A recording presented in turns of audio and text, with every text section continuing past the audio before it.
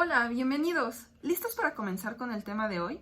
La verdad es un tema súper interesante porque vamos a ver diferentes datos sobre la Biblia, pero antes de pasar a él, comencemos con nuestra oración inicial.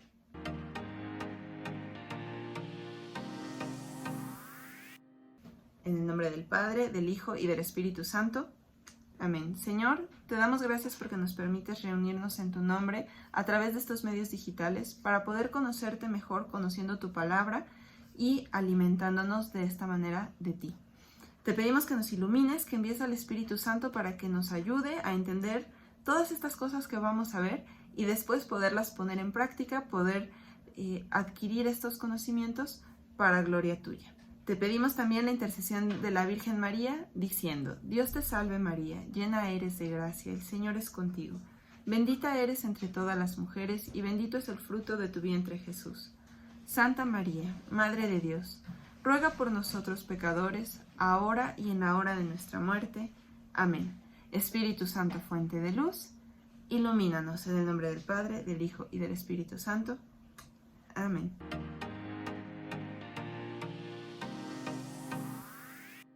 Muy bien, chicos, en teoría nosotros ya conocemos la Biblia un poco, ¿no? Ya tuvimos nuestra preparación para la primera comunión, vamos a misa, escuchamos la primera lectura, los domingos la segunda lectura, el Salmo y el Evangelio. Entonces podríamos decir que ya tenemos un poquito de historia con la Biblia, conocemos las parábolas, conocemos los Evangelios, pero hay datos que a lo mejor no todos conocemos y que nos pueden ayudar para también pues tener claras ciertas cosas y con esto ir, digamos que fortaleciendo nuestra fe.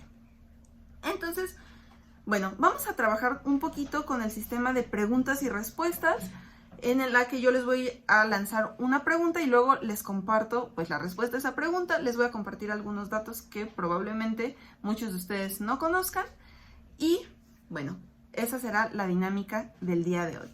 Comencemos. Pregunta número 1. ¿Quién escribió la Biblia? Vamos a verlo. Septiembre, mes de la Biblia. ¿Quién escribió la Biblia? La Biblia es la palabra de Dios.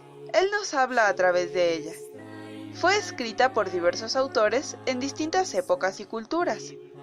Dios, por medio del Espíritu Santo, inspiró a los escritores sagrados, llamados agiógrafos, para que escribieran con palabras humanas el mensaje divino, que sirve para nuestra salvación.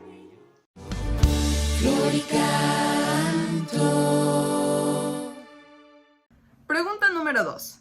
¿Cómo sabemos que una Biblia es católica? Porque bueno, hay otras Biblias, hay Biblias que no son católicas. Hay muchas Biblias católicas y ahorita vamos a hablar de eso. Pero también hay Biblias que no son católicas, que son de los hermanos separados, por ejemplo. Son parecidas, pero no son iguales. Entonces, ¿cómo podemos saber si una Biblia es católica? Vamos a verlo. Septiembre, mes de la Biblia. ¿Cómo saber si una Biblia es católica? A lo largo de la historia han surgido otras religiones y sectas que han hecho sus propias Biblias. Algunas usan los mismos textos que la católica, con algunas modificaciones u omitiendo libros. Así que lo primero que puedes hacer para saber si una Biblia es católica es revisar que el Antiguo Testamento tenga 46 libros y el Nuevo Testamento 27. Y sobre todo, fíjate si tiene estas dos importantes leyendas: Nihil obstat, que quiere decir no hay obstáculo, e imprimatur, que quiere decir se puede imprimir. Además, debe tener el nombre del censor.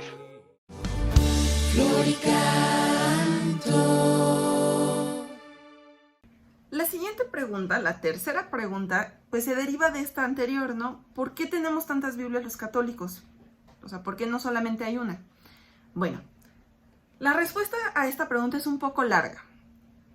La Biblia no se escribió en español, ¿verdad? Se escribió en arameo, en griego y en hebreo.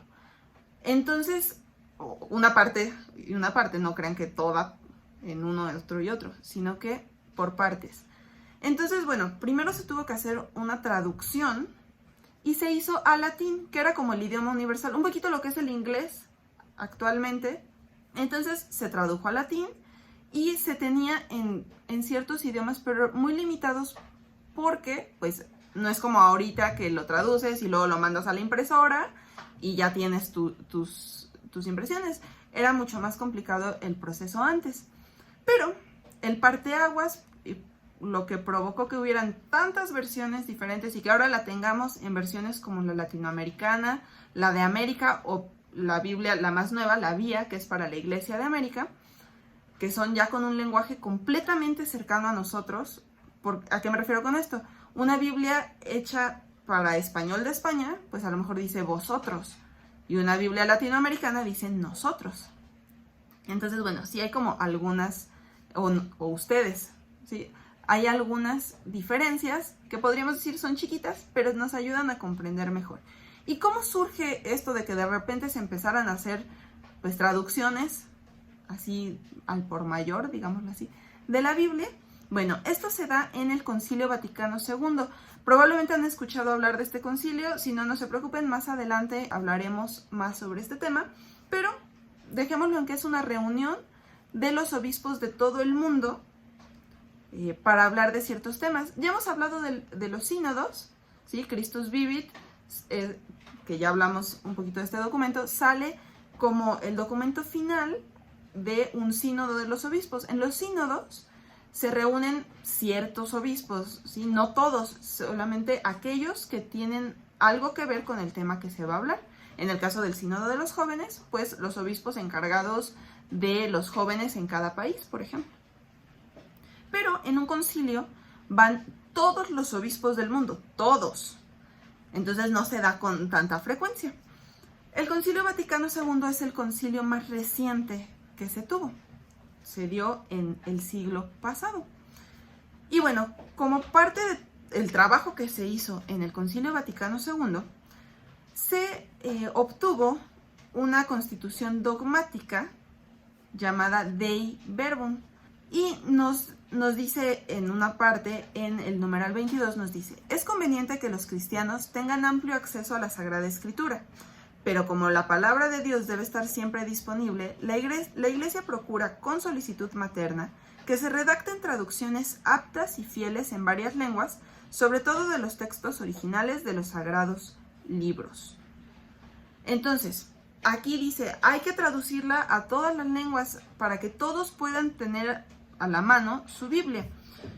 Si solamente estuviera en latín, por ejemplo, solamente quien entiende latín podría leer la Biblia. Y lo que busca la Iglesia es que todos la conozcamos, que todos nos acerquemos a ella y podamos leerla, consultarla cada vez que necesitemos. Entonces, con esto se da inicio a la traducción. Pero ¿cómo se traduce? O sea, yo puedo tomar mi Biblia, por ejemplo, yo tengo aquí la Biblia de América, y traducirla, a lo mejor al náhuatl, por ejemplo, digo, no sé náhuatl, pero si lo supiera, ¿podría tomar esta y traducirla? No, me tengo que ir a los originales, tengo que aprender el idioma original de la Biblia, hebreo, griego y arameo, para de ahí traducirla. Entonces, no es tan fácil. Se han hecho diferentes trabajos que nos han permitido, pues a partir de ese momento que se da la constitución dogmática, se empieza a trabajar en estas traducciones. Entonces, bueno, en 1972, calcúlenle cuánto tiempo, la Biblia latinoamericana sale a la luz, que ya es una Biblia con un lenguaje pues mucho más accesible para las personas de Latinoamérica. Antes de esta Biblia, ¿qué se usaba? Biblias con traducción española, que bueno, ya hablamos un poquito de cuál es el detalle con estas Biblias, que el lenguaje español no siempre es igual al de Latinoamérica. Entonces, la Biblia latinoamericana es un parteaguas para los latinoamericanos, porque pues a partir de aquí se empieza a trabajar también en más traducciones para Latinoamérica. Entonces, gracias a este Concilio Vaticano II, podemos tener diferentes Biblias que se adapten a nuestro lenguaje. ¿Y cuál es el objetivo de tener tantas Biblias? Bueno, que podamos entenderla lo mejor posible. Pregunta número 4. ¿Qué otras Biblias hay para Latinoamérica? Bueno, hay diferentes, pero después de la Biblia latinoamericana que se dio en 1972, podemos hablar de otras que ustedes a lo mejor conocen más, me voy a brincar algunas que a lo mejor no han oído tanto, podemos hablar de la Biblia de América, que justamente es la que yo tengo aquí, la Biblia de América, que salió en 2001. Y bueno, sacerdotes mexicanos también colaboraron en su traducción, en su revisión, etc. Después de esta que salió en 2001, en 2005 sale la Biblia de los jóvenes, que también es una traducción para Latinoamérica, pero con algunos comentarios aplicados a los jóvenes. ¿Sí? A lo mejor esta sí la han visto, es una Biblia azulita, también la hay en versión blanca, que tiene como más dibujitos y un poquito más de diseño en sus páginas. Por último, en 2015 sale la BIA, la Biblia de la Iglesia de América.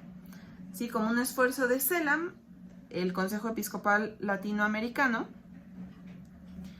que son los obispos de Latinoamérica, que nos da una versión, digamos, de estudio, pero con lenguaje de Latinoamérica. ¿A qué me refiero con esto de estudio? Cuando nosotros queremos estudiar Biblia como tal, cuando nos queremos meter a un diplomado y queremos aprender más a profundidad sobre la Biblia, se recomienda que se use la Biblia de Jerusalén, porque es una Biblia con una traducción muy fiel al original y tiene muchas notas al pie de página que nos ayudan a entender algunos detalles, o que si, por ejemplo, se hace una referencia de que Jesús dice algo que dijo un profeta, pues a lo mejor nos pone ahí en dónde está eso que dijo el profeta y quién más también qué otro profeta también lo dijo. Entonces ayuda un poquito más al estudio, la Biblia de Jerusalén. La Biblia de la Iglesia en América, que acaba de salir en 2015, pues lo que hace es mezclar un poquito la Biblia de Jerusalén con la Biblia de Latinoamérica. Entonces también sirve para el estudio. De hecho, les voy a mostrar, aquí en mi Biblia sí encontramos notas al pie de página. ¿Sí? A ver si se ven ahí, esas que están debajo de la línea, son notas al pie de página, pero si se fijan, es algo muy chiquito. En la de la Biblia en la Iglesia de América, la Biblia de la Iglesia de América, perdón, es como la mitad de la página, lo que trae de notas al pie de página. Entonces, pues es muchísimo, y para quienes estudian la Biblia, pues es de muchísima utilidad.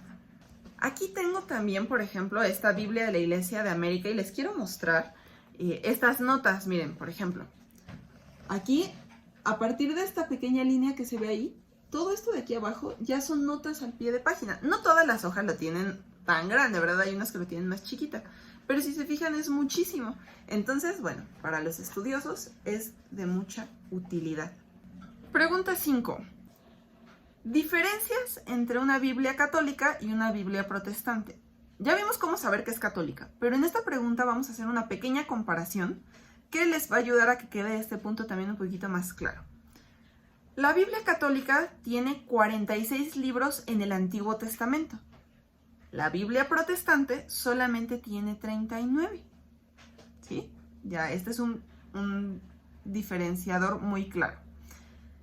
En la Biblia católica, en el Antiguo Testamento, se refieren a Dios como Yahvé. En la Biblia protestante, se refieren a Dios como Jehová. ¿Sí? ¿Les suena como los testigos de Jehová? Así. La Biblia principal de los católicos es la Vulgata. ¿En qué sentido es la principal? Bueno, fue la traducción que hizo San Jerónimo, fue la primera traducción al latín, y de ahí se desprenden el resto de las traducciones. Entonces, pues si nos queremos ir a la fuente, por así decirlo, sin llegar a los documentos originales en hebreo, arameo y griego, podemos recurrir a la Vulgata. En el caso de los protestantes, su Biblia principal es la Reina Valera con sus diferentes actualizaciones. Es decir, a esa misma le van haciendo correcciones, la van actualizando y por eso se pueden encontrar diferentes versiones, pero de la misma Reina Valera. Bueno, pues con esto terminamos el tema del día de hoy. Espero que hayas aprendido algo nuevo con estas preguntas. Espero que también pues te dé un poquito más de curiosidad por conocer tu Biblia, por leerla. Al principio de cada libro o de cada bloque de libros encontramos información muy interesante. Muchas de las Biblias tienen mapas, tienen pues datos que nos ayudan a conocer mejor nuestra Biblia. Te invito a que los busques y que los conozcas. Bueno, pues vamos a hacer nuestra oración final.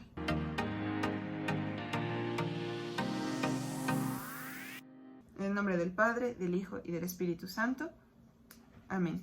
Gracias, Señor, porque nos has permitido conocer un poco más sobre tu palabra, sobre la Biblia. Te pedimos que nos ayudes a seguir conociéndola, a seguir profundizando en ella, para así también conocerte mejor a ti. Te pedimos que nos ayudes a ser buenos y nos despedimos diciendo: Dulce Madre, no te alejes, tu vista de nosotros no partes. Ven con nosotros a todas partes y nunca solos nos dejes. Y ya que nos proteges tanto como verdadera Madre, haz que nos bendiga el Padre, el Hijo y el Espíritu Santo. Amén. Bye bye.